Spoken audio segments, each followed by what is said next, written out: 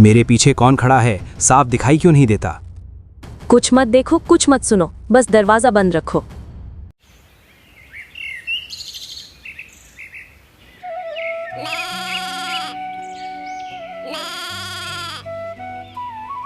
पुराने समय में दूर पहाड़ियों के बीच एक अकेला यात्री धीमे कदमों से आगे बढ़ रहा था। मैं कई दिनों से अनजाने रास्ते पर भटक रहा हूँ। शायद कोई गांव मिले जहाँ रात गुजारी जा सके। घने जंगलों के बीच ठंडी हवा सरसराती हुई किसी अनसुनी चेतावनी जैसी प्रतीत हो रही थी।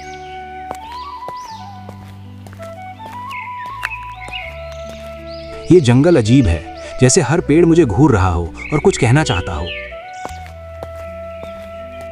अचानक सामने धुंध के पीछे किसी आकृति की हलचल दिखाई दी। कौन है वहां? सामने आओ, मैं कोई नुकसान नहीं पहुंचाना चाहता। धुंध से निकलकर एक बुजुर्ग साधु लकड़ी की छड़ी टेकता हुआ सामने आया।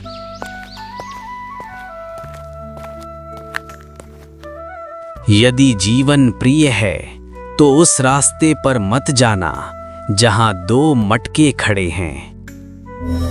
अर्जुन के मन में डर और जिज्ञासा एक साथ जाग उठी। दो मटके कौन से और वहां क्या है? कृपया मुझे विस्तार से बताइए। साधु की आंखों में भय की गहरी छाया उतर आई। वहां एक ऐसा गांव है जो दिखता जीवित है पर असल में मरा हुआ। हवा अचानक तेज हो गई और साधु पीछे हटने लगा। यदि जाना ही है तो सूरज डूबने से पहले वापस लौट आना, वरना आत्मा भी नहीं बचेगी।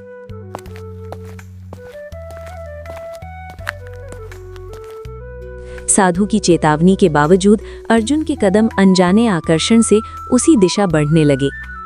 यदि मृत्यु लिखी है तो मिलेगी ही, पर इस रहस्य को जाने बिना लौटना संभव नहीं।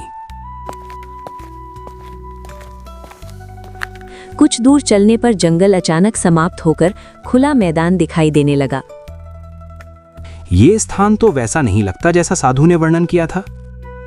मैदान के बीच दो विशाल मटके पत्थर के बने खड़े थे। शायद यही वे दो मटके हैं जिनका उल्लेख साधु ने किया था। दोनों मटकों के बीच पतली पगडंडी अंधेरे में खोती जा रही थी। अजीब बात है, इन मटकों से ठंडी हवा निकल रही है। अर्जुन ने साहस जुटाकर मटकों के बीच कदम रख दिया। जो भी होगा देखा जाएगा, अब पीछे हटने का समय नहीं। कुछ ही कदमों बाद सामने मिट्टी के घरों वाला गांव दिखाई दिया। तो सच में यहाँ कोई गांव है, साधु ने झूठ नहीं कहा। गांव में सन्नाटा था, पर चूल्हों से धुआं उठ रहा था। अगर लोग हैं तो कोई आवाज क्यों नहीं सुनाई दे रही? अचानक एक घर का दरवाजा धीरे से खुला। तुम बाहरी हो, यहाँ क्यों आए हो? क्या जीवन से थक गए हो? माधवी की आंखों में अजीब सी चमक थी, जैसे वो कोई छिपा सत्य जानती हो। मैं केवल रात बिताने की जगह ढूंढ रहा हूँ, सुबह निकल जाऊंगा। माधवी ने चारों ओर देखा, फिर धीरे से दरवाजा खोला। यदि अंदर आए तो गांव के नियम मानने होंगे, वरना पछताओगे। अर्जुन ने सिर हिलाकर सहमति जताई। जो भी नियम हो बता दो, मैं उनका पालन करूंगा।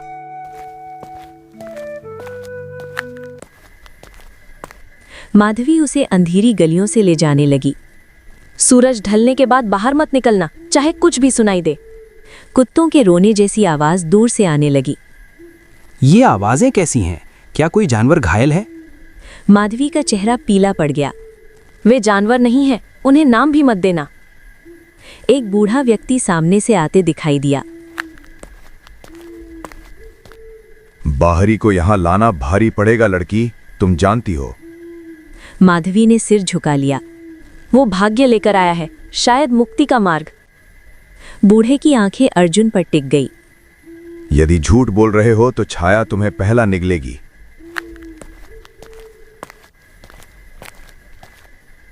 अर्जुन को अपने पीछे किसी की मौजूदगी महसूस हुई। मेरे पीछे कौन खड़ा है, साफ दिखाई क्यों नहीं देता? कुछ मत देखो, कुछ मत सुनो, बस दरवाजा बंद रखो। माधवी ने उसे झटके से कमरे के अंदर धकेल दिया। दरवाजा बंद होते ही सब शांत हो गया। ये गांव साधारण नहीं है, सच बताओ क्या हो रहा है? माधवी की आंखों से आंसू बहने लगे। हम सब मरे हुए हैं पर मर नहीं सकते। अर्जुन के पैरों तले जमीन खिसक गई। ये कैसे संभव है? मरे हुए लोग बोल कैसे सकते हैं? माधवी ने खिड़की की ओर इशारा किया। सुबह उन 2 मटकों को देखना, तब सच समझोगे। रात गहरी होती गई और बाहर अजीब फुसफुसाहटें गूंजने लगी। ये आवाजें मेरे सिर के अंदर क्यों गूंज रही हैं, बाहर नहीं? माधवी दीपक जलाते हुए कांप रही थी। ये गांव समय से बंधा है, जो नियम तोड़े वही मिट जाता है। हवा से दीपक की लौ कांप उठी। कौन से नियम? सब स्पष्ट बताओ, मैं अंधेरे में नहीं रहना चाहता। माधवी ने उंगलियों पर गिनना शुरू किया। पहला नियम, सूरज ढलते ही कोई बाहर नहीं जाएगा।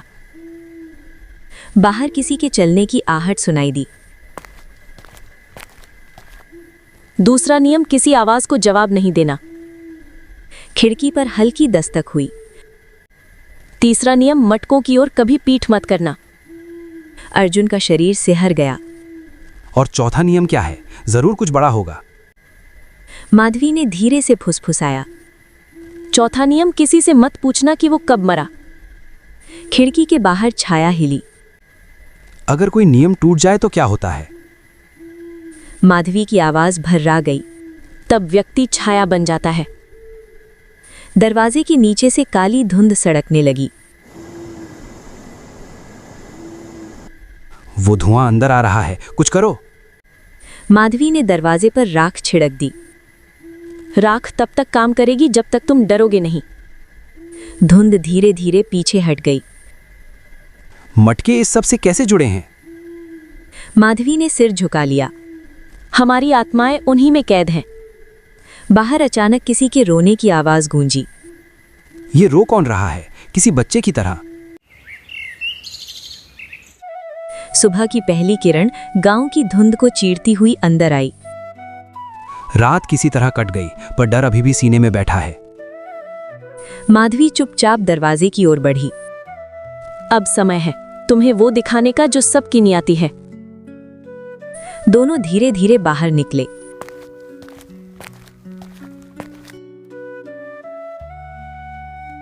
गांव अभी भी शांत है। लोग कहाँ हैं? गलियों में खड़े लोग पत्थर की मूर्तियों जैसे थे। ये लोग हिल क्यों नहीं रहे? जीवित तो है ना? माधवी ने उसकी बाह पकड़ ली। वे जाग रहे हैं पर शरीर भूल चुके हैं।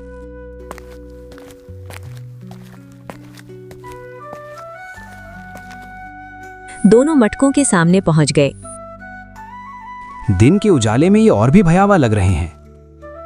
मटकों की सतह पर अजीब चिन्ह खुदे थे। ये चिन्ह किसी भाषा के नहीं लगते। माधवी ने कांपते हाथ से मटका छुआ। ये बायां मटका आत्माओं का घर है। दूसरे मटके से सिसकियों की आवाज आई। और ये दायां मटका उनकी पीड़ा। अर्जुन ने झुककर अंदर झांका। मुझे अंदर चेहरे दिखाई दे रहे हैं। चेहरे धीरे धीरे पिघलते प्रतीत हुए। ये सब लोग गांव वाले हैं। माधवी की आवाज टूट गई। हम सब ने एक पाप किया था। हवा भारी हो गई। कौन सा पाप? सच बताओ। माधवी ने आंखें बंद कर ली। हमने छाया को बुलाया था। मटकों के भीतर से एक साथ कराह गूंजी। छाया क्या है? कोई देवता या दानव? मटकों से उठती कराहें हवा में घुलकर दिल को चीरने लगी। छाया कोई देवता नहीं, कोई दानव नहीं। वो हमारी लालच से जन्मी भूखी चेतना है जिसे हमने स्वयं जीवन दिया। अर्जुन के माथे पर पसीना चमकने लगा। तुम लोगों ने ऐसी कौन सी भूल की कि पूरी पीढ़ियां इस शाप में फंस गईं? माधवी धीरे से जमीन पर बैठ गई। कभी ये गांव समृद्ध था, पर अकाल ने सब कुछ छीन लिया था। हवा अचानक भारी हो गई। तब गांव के पुजारियों ने शक्ति पाने के लिए अंधे अनुष्ठान किए। मटकों के चिन्ह हल्के चमकने लगे। उन्होंने एक ऐसी शक्ति को बुलाया जो बदले में आत्माएं चाहती थी। अर्जुन की आंखें फैल गईं। तो क्या तुम लोगों ने अपने ही गांव वालों की बलि दी? माधवी की आंखों से आंसू टपक पड़े। शुरुआत में बाहरी यात्रियों को मारा गया, फिर अपने ही लोग। मटकों से फुसफुसाहट तेज हो गई। छाया मजबूत होती गई और फिर किसी के नियंत्रण में नहीं रही। अर्जुन ने मटकों से नजर हटाई। फिर इन मटकों का क्या उद्देश्य है? माधवी ने कांपते हाथ जोड़े। इनमें हमारी बची हुई आत्माएं बंद है ताकि शरीर चलते रहें। आसपास खड़े लोग हल्का सा हिलने लगे। अगर मटके टूट जाएं तो क्या होगा? माधवी ने डर से सिर हिला दिया। तब सभी आत्माएं मुक्त होंगी, पर छाया भी पूरी तरह आजाद होगी। दूर से किसी भारी कदमों की आवाज आई।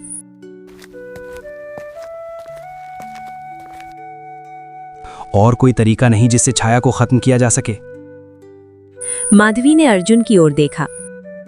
एक तरीका है, पर उसके लिए जीवित मनुष्य की बलि चाहिए। अर्जुन समझ गया कि संकेत की सोर है। तुम चाहती हो कि मैं अपनी जान देकर सबको मुक्त करूं? अर्जुन के भीतर डर और साहस की भयानक लड़ाई चल रही थी। यदि मेरी मृत्यु से इतने निर्दोष लोग मुक्त हो सकते हैं तो ये सौदा मुझे स्वीकार करना चाहिए। माधवी ने जल्दी से उसका हाथ पकड़ लिया। नहीं, ये निर्णय केवल तुम्हारा नहीं है। तुम यहाँ मरने नहीं आए थे। मटकों से निकलती आवाजें तेज होने लगी। पर मैं जीवित हूं और तुम सब अधूरे जीवन में फंसे हो। चारों ओर खड़े लोग धीरे धीरे पास आने लगे। बाहरी, ये गांव सदियों से इसी क्षण की प्रतीक्षा कर रहा है। अर्जुन ने प्रधान की ओर देखा। अगर मैं मना कर दूं तो क्या होगा? प्रधान की आंखों में अंधेरा उतर आया। तब छाया आजाद हो जाएगी और पूरी दुनिया निगल जाएगी। माधवी की पकड़ ढीली पड़ गई। एक और रास्ता भी है जिसे किसी ने आजमाने की हिम्मत नहीं की। सबकी नजर माधवी पर टिक गई। वो रास्ता क्या है? तुरंत बताओ। माधवी ने मटकों की ओर देखा। यदि कोई जीवित मनुष्य अपनी इच्छा से मटकों में आत्मा बांध दे तो छाया उसी आत्मा में कैद हो सकती है। हवा थम गई। अर्जुन गहरी सोच में पड़ गया। मतलब मेरी आत्मा हमेशा के लिए अंधकार में बंद हो जाएगी? माधवी की आंखों में आंसू भर आए। हाँ, पर तुम्हारा शरीर जीवित रह सकता है। अर्जुन ने मटकों की ओर कदम बढ़ाया। तो मैं मरूंगा नहीं, पर कभी सच में जी भी नहीं पाऊंगा। छाया की फुसफुसाहट गूंजने लगी। मनुष्य, तुम्हारा डर मुझे और शक्तिशाली बना रहा है। अर्जुन ने आंखें बंद कर ली। यदि यही कीमत है तो मैं इसे चुकाने को तैयार हूं। हवा भारी हो गई, जैसे पूरा गांव सांस रोके खड़ा हो। यदि मेरा अस्तित्व अंधकार में खोकर सबको मुक्ति देता है तो मैं पीछे नहीं हटूंगा। माधवी कांपते कदमों से उसके पास आई। तुम्हें ये सब अकेले सहने की आवश्यकता नहीं, मैं भी साथ चलूंगी। अर्जुन ने आश्चर्य से उसकी ओर देखा। तुम क्यों अपनी मुक्ति छोड़कर मेरे साथ अंधकार चुनना चाहती हो? माधवी की आंखों में दृढ़ता चमकी। क्योंकि ये श्राप मेरी मां की भूल से शुरू हुआ था।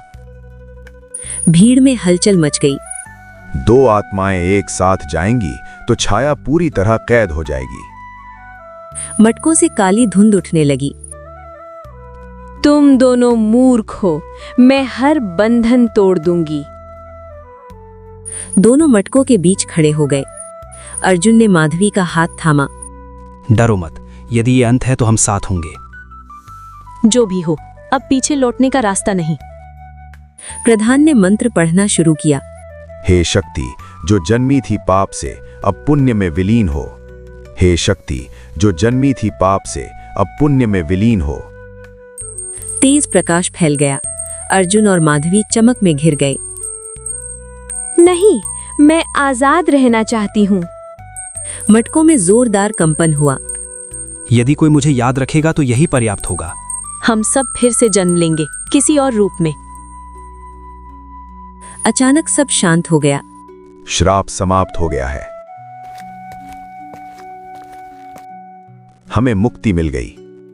गांव के लोग जमीन पर गिर पड़े। दोनों मटके पत्थर बन गए। पर हर मुक्ति की कीमत किसी न किसी को चुकानी पड़ती है। दोस्तों, तो इस तरह की और शानदार और मजेदार कहानियां देखने के लिए हमारे इस चैनल पराकू टून्स को जल्द से जल्द लाइक और सब्सक्राइब कर लें और कमेंट करना ना भूलें।